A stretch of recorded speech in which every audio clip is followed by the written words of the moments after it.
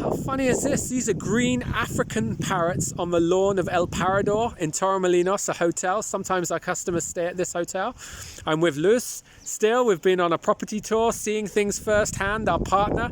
So, what two properties stuck out for you today? I would say Nereidas, the new project here in Torremolinos, and Reserva del Ligero.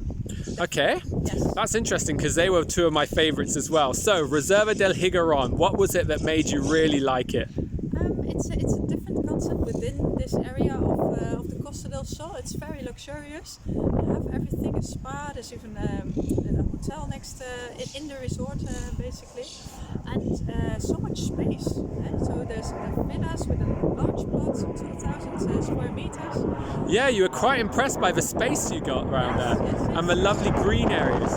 The planes are going overhead. So, Nereidas, what was special about Nereidas? Nereidas I loved because of the location, just next to Malaga, basically on the beach, and for the special luxurious swimming pool, a spa, everything. Yeah. So it's like luxury has landed in this area. Exactly. That's nice. Let me capture one last view of those lovely parrots. So there's nature all around you here in paradise.